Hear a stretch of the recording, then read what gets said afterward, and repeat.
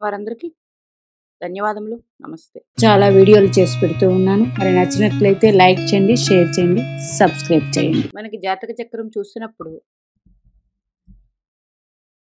జాతక చక్రంలో ఏవి అనుకూలమైన పరిస్థితులు అంటే అనుకూల గ్రహాలు, ఏవి అనుకూలం లేని గ్రహాలు, అలాగే ఏ గ్రహాలు ఏ ఏ రాసుల్లో ఉన్నాయి, అది ఏ భావాలయ్యాయి, ఇవన్నీ పరిశీలించి, అలాగే మీ నక్షత్రం ఏంటి, మీ నక్షత్రాధిపతి ఎక్కడ స్థితి పొందాడు, మరి ఇవన్నీ చూసి నువ్వు వెంటనే తెలుస్తుంది. మరి జీవితం మొత్తం మరి ఇది చూసిన వెంటనే తెలిసిన జీవితం మొత్తం ఈ గ్రహాల యొక్క మహాదశలే నిర్దేశిస్తాయి. ఎందుకు?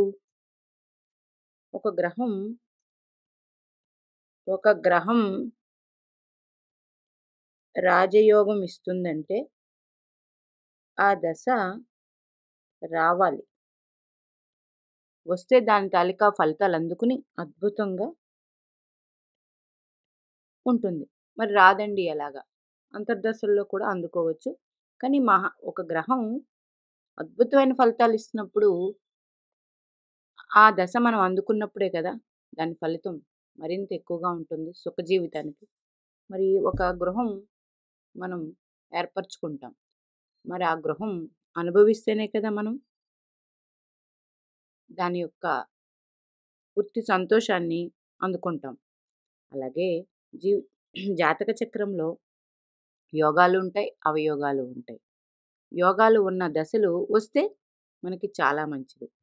ఇప్పుడు వృషభ లగ్నం అనుకోండి. వృషభ లగ్నానికి యోగకారకుడు శని భగవానుడు. భాగ్య దశమకారకుడైన. మరి ఆయన దశ రావాలి. రావాలంటే మీ నక్షత్రం బట్టి దశలు వస్తాయి. అది కూడా 35 సంవత్సరాల నుండి స్టార్ట్ అయితే చాలా మంచిది. ఇదిలా ఉంది. మరి ఇది వృషభ లగ్నానికి యోగకారకుడు కదండీ! ఈయన ఎక్కడ స్థితి ఉంటే మంచిది? ఈయన స్థితి స్వరాశుల్లో ఉన్న, ఉచ్చ రాశిలో ఉన్న, లేదా శని పాలిత రాశుల్లో ఉన్న ఫలితాలు అద్భుతంగా అందుకుంటారు. అలాగే ఆ గ్రహం కూడా అలా ఉన్నప్పుడు నక్షత్రాధిపతి ఆ గ్రహం యొక్క నక్షత్రాధిపతి కూడా ఒక గ్రహం ఉన్న నక్షత్రాధిపతి కూడా చాలా ముఖ్య పాత్ర వహిస్తాడు ఆ గ్రహానికి. కొన్నిసార్లు రాశి ఆ గ్రహం ఉన్న రాశ్యాధిపతి ముఖ్య పాత్ర వహిస్తాడు. ఆ గ్రహం ఉన్న నక్షత్రాధిపతి కూడా ముఖ్య పాత్ర వహిస్తాడు. అలాగే దశ యోగిస్తున్నప్పుడు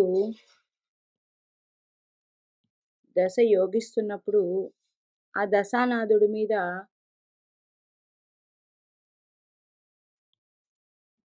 దశానాథుడి మీద శుభగ్రహ దృష్టి ఉందనుకోండి, నైసర్గిక శుభగ్రహాల దృష్టి ఉందనుకోండి, చాలా మంచిది. ఒక వ్యక్తికి వృషభ లగ్నం అయ్యుండి వృశ్చిక రాశిలో ఉన్నాడనుకోండి. ఎవరు? శని భగవానుడు. మరి వృశ్చిక రాశి ఏంటి? గురుపాలిత గ్రహం. అంటే శని గ్రహానికి బలం లేదు. కానీ ఈయనిక్కడ దిగ్బలం పొందుతారు. సప్తమంలో శని భగవానుడు దిగ్బలం పొందుతాడు. దిగ్బలం పొందినప్పుడు ఈయన వృశ్చిక రాశిలో విశాఖ, జ్యేష్ఠ, అనురాధ నక్షత్రాలు ఉంటాయి. జ్యేష్ఠ బుధ నక్షత్రం, అనురాధ స్వనక్షత్రం. మరి స్వనక్షత్రాల్లో ఉన్న గ్రహదశలు అంత యోగించవు.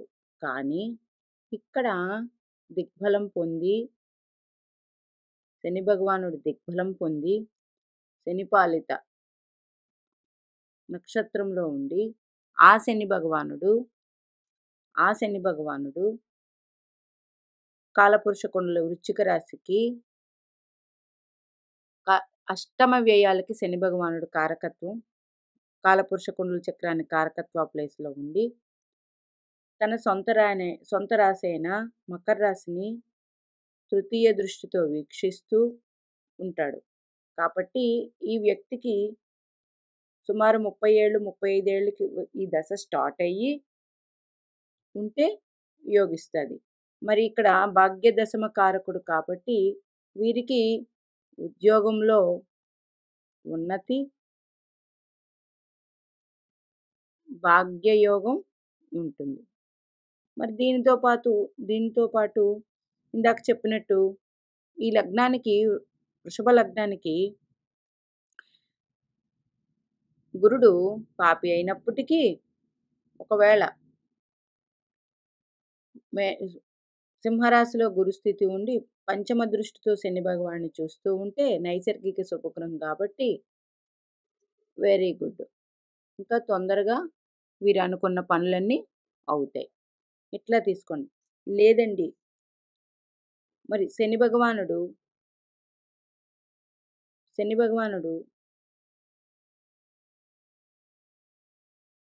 పంచమంలో స్థితి ఉన్నాడు. 1, 2, 3, 4, 5 అంటే కోణంలో స్థితి ఒక కేంద్ర కోణాధిపతి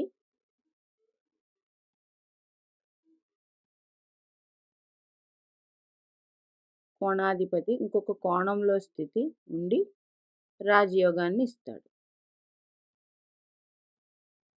శని పాలిత రాశిలో ఉండి ఇట్లా తీసుకోవాలి.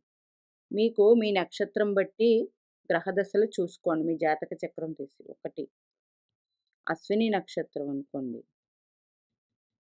కేతు మహాదశ ఫస్ట్ దశ, తర్వాత శుక్ర మహాదశ 20 ఏళ్ళు, తర్వాత రవి, తర్వాత చంద్ర, తర్వాత కుజ, తర్వాత రాహు, తర్వాత గురు, శని, బుధ 1, 2, 3, 4, 5, 6, 7, 8, 9 దశలు.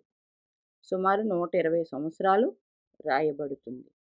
మరి ఈ దశలు మీ జన్మ లగ్నానికి శుక్రుడు యోగకారకుడైతే మరి ఈ నక్షత్రం వారికి సుమారు చిన్నప్పుడే శుక్ర మహాదశ వస్తుంది. అయితే శుక్రుడు సుమారు 34, 35 సంవత్సరాల్లో యోగాన్ని ఇస్తాడు. చిన్నప్పుడే వచ్చేస్తుంది. అంటే వారి తల్లిదండ్రులకి మంచిగా బాగుంటుంది. ఏది యోగకారకుడైతే.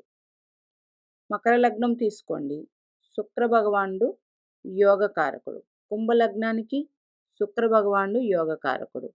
మరి ఆయన స్వరాశుల్లో మిత్రరాశుల్లో ఉంటే ఆటోమేటిక్గా యోగాన్ని ఇచ్చేస్తాడు.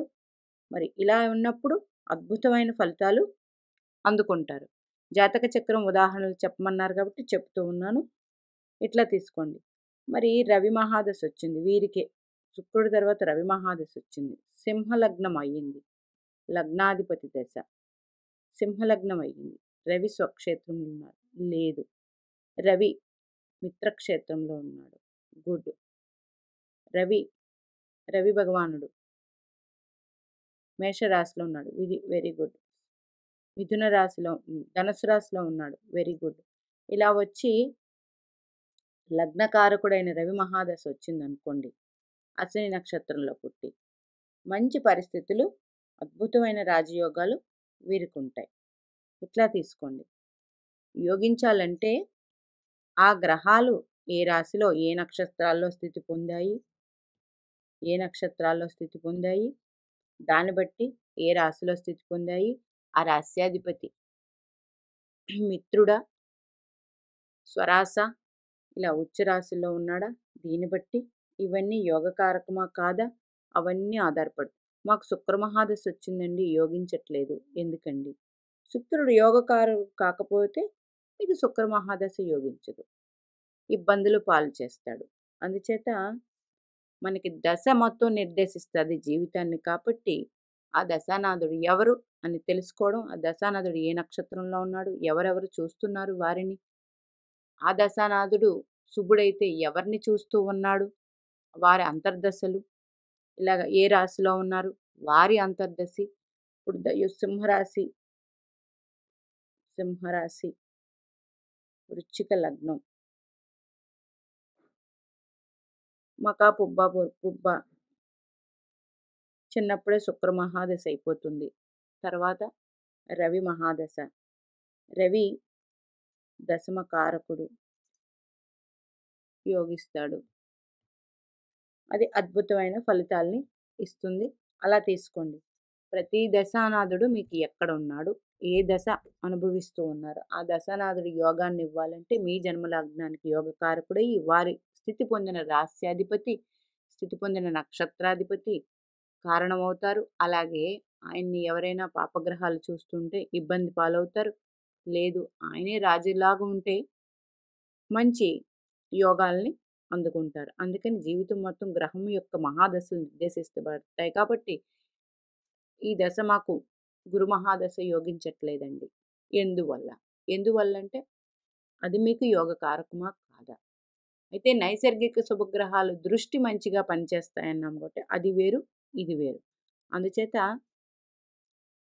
మీకు మీ జన్మజాతక చక్రం తీసుకోవడం, మీకు పంచాంగం ఉంటే పంచాంగం పెట్టుకోవడం, ఏ ఏ రాశులకి ఏ ఏ గ్రహాల ఆధిపత్యం వహించి, మా గ్రహం దశానాథుడు ఏ నక్షత్రంలో స్థితి పొందాడు, అలాగే ఏ రాశిలో స్థితి పొందాడు, మనకిప్పుడు ఎంత ఏజ్ జరుగుతూ ఉంది, అనుకూలమా కాదా, ఇవన్నీ టాలీ చేసుకుంటే ఆటోమేటిక్‌గా ఈజీగా అర్థమైపోతుంది. మరి గురుపాలిత గ్రహాలైతే గురుపాలిత రాశుల్లో స్థితి పొందాయా, శనిపాలిత గ్రహాలు శనిపాలిత రాశిలో స్థితి పొందితే యోగాన్నిస్తాయి.